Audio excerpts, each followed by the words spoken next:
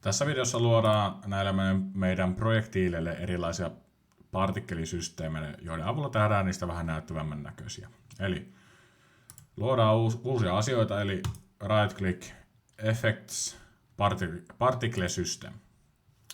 Ja tuodaan se vähän pois sieltä ja tuodaan se about tuohon maan pinnalle. Eli jotain niin kuin nähdään tosta. Ja tää nyt niin kuin vakiona näyttää vähän tämmöiseltä. Ja tarkoitus olisi tehdä tästä semmonen niin kuin räjähdys, niin voidaan jo renamea tää explosioniksi.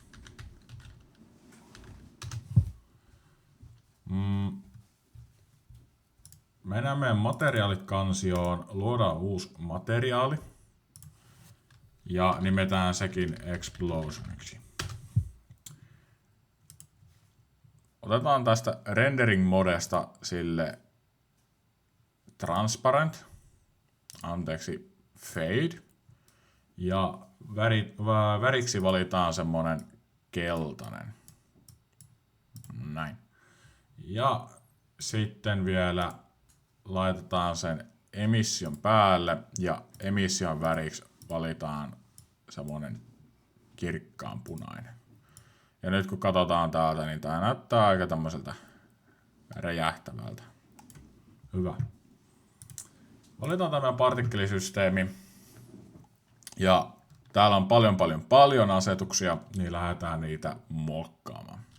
Durationiksi laitetaan 0.1. Looping otetaan pois päältä, eli voidaan sitten ajaa se aina tästä kun halutaan. Ja emission tuolta. Rate over time 300. Sitten mennään shapeen.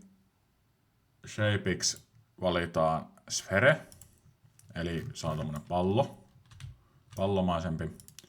Ja nyt jos katsotaan mitä tässä tapahtuu, niin se lähtee paljon enemmän asioita.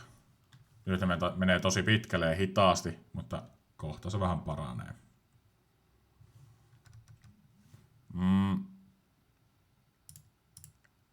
Start lifetime tänne alkuperäisen explosionin alle laitetaan 1 ja start speediin 20. Ja nyt jos katsotaan, niin ne lähtee tosi vauhdilla sieltä. Menee aika pitkälle. Ei mitään, me voidaan muokata vähän tälle, että otetaan tuo limit velocity over lifetime. Painetaan siitä täppä päälle ja vaihdetaan tää speedi. Täältä oikealta on tämmönen pieni nuoli alaspäin, niin valitaan sieltä kurve. Ja se pitäisi avata tänne alle. Tämmönen kurve. Vielä, tai no se on toki vielä tämmönen tasainen viiva. Ja mitä tähän tehdään, niin vaihdetaan tänne alkuun tuohon lukuun 20. Ja sitten tämä pääty viedään täältä nollaan. Ja otetaan vielä tästä 20 kohdalta, painetaan tuota täppää, niin saadaan tuo pieni harmaa viiva tuosta, otetaan tuosta pallosta kiinni ja tehdään tästä paljon jyrkempi. Sitten, että se menee vähän tonne niinku alas niinku miinuksen puolelle tuosta näytöstä. Et joku tämän näköinen. Hyvä. Ja sitten dampeniin, tuohon limit velocity over timeen tarvitaan vielä 1. Ja nyt jos ajetaan, niin näyttää paljon enemmän vähän niinku räjähdykseltä. Hyvä. Sitten mennään tänne alas asti rendereriin. Otetaan tuolta pois. Render modeiksi laitetaan mesh. Ja materiaaliksi valitaan se meidän explosion tuossa. Ja kuten näette, niin nyt siellä on noita kuutioita ja tuolla meidän materiaalilla.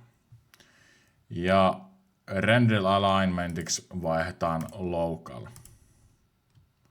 Eli ne on tolleen nätisti kaikki samoin päin. Näyttää mun mielestä ihan hyvältä. Sitten me halutaan vähän muokata noiden kokoa.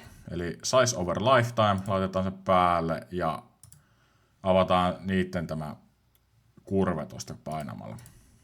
Ja siihen tehdään tällainen, eli painetaan tuosta jostain keskeltä, tuplaklikkausta saadaan uusi piste siihen ja vedetään täällä oikealla oleva piste ihan tonne alas, mutta sitä ennen halutaan vähän tuosta harmaasta vetäistä tuota tuommoiseksi. Viedään tuo tuonne alas ja sitten halutaan tästä aika jyrkkä tästä noususta ja sitten semmonen, että se melko nopeasti lähtee sitten pienenemään. Jos nyt kokeillaan. Näyttää tolta ehkä pikkusen tuonne päin.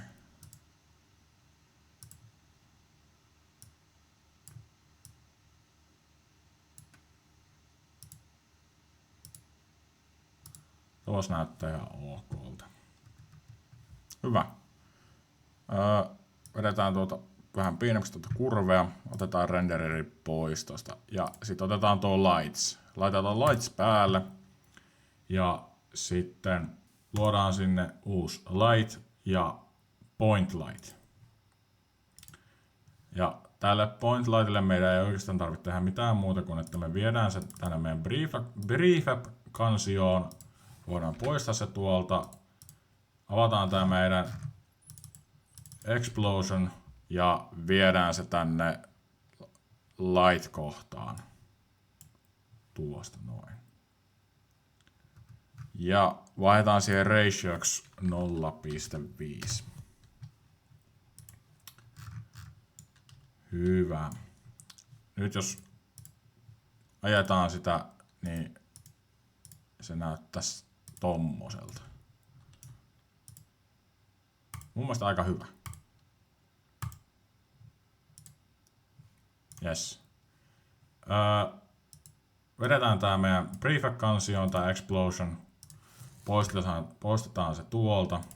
Täältä pitää laittaa meidän Play on Awake pois päältä. Hyvä. Avataan meidän projektille skripti. Ja lisätään sinne public game object explosion. Ja tänne explodeen me halutaan instantiateittaa se tuon ennen kuin me tuhotaan se game objecti. Eli instantiate explosion. Itse asiassa vaihdetaan tuo explosionin E pieniksi.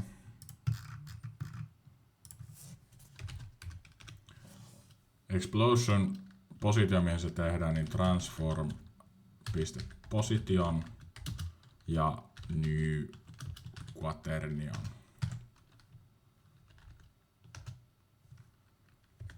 Hyvä. Mennään Unitin puolelle ja sitten meillä on täällä tämä meidän projektille, niin tänne tää tarvii tämän explosion prefabin. Ja jotta homma toimii vielä vähän paremmin, että ne tyhjät partikkelit ei jää tonne kentälle sitten kun se partikkelisysteemi niin kuin loppuu, niin me luodaan uusi skripti vielä, eli destroy after particles.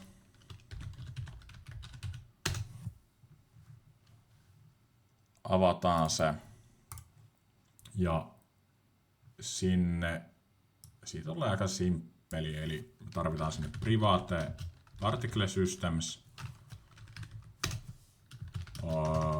ps starttiin, me haetaan se ps yhtä suuri kuin get component particle system ja ps.play, eli me laitetaan se käyntiin. Ja updatein puolella me laitetaan, että if ps huutomerkki PS is playing, eli käytössä jos PS ei ole, tai niin kuin jos PS ei ole käynnissä, niin me tuhotaan se.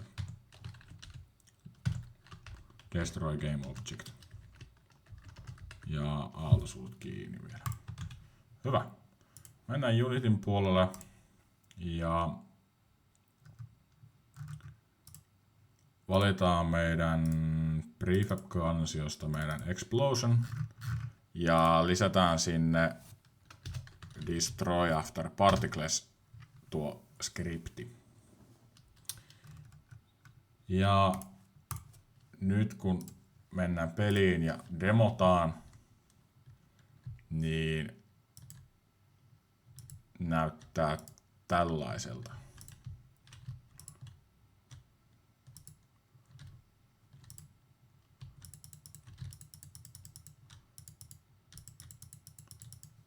Joo. Sitten tähän vielä tuolle meidän projektiilin lentämiselle oma partikkelisysteemi. Eli avataan meidän projektiili prefabina ja lisätään siihen effects particle systems. Ja laitetaan sen positio 0, 0, 0. Rotaationin myös tonne 0 ja scalein 0, 0, 0. Anteeksi, 1 ja 1 ja 1 piti laittaa scalein. 1, 1 ja 1. Ja durationiin tulee 1. Start lifetimeen 1. Start speediin 0. Start size puolikas.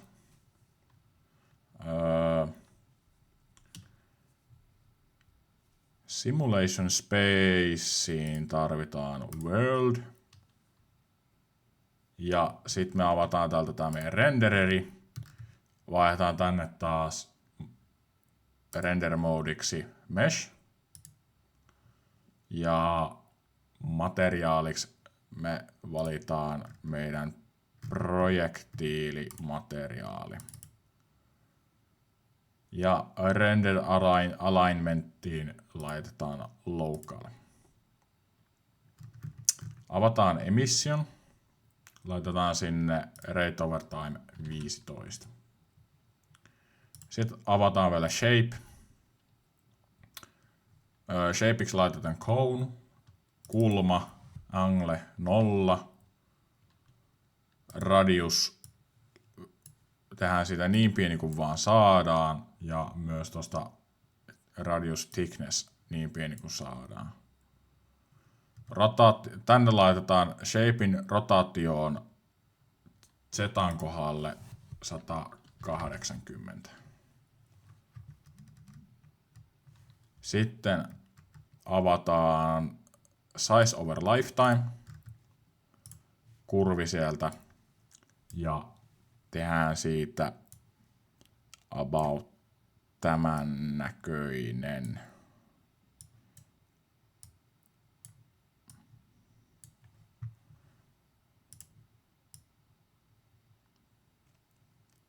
Tuollainen.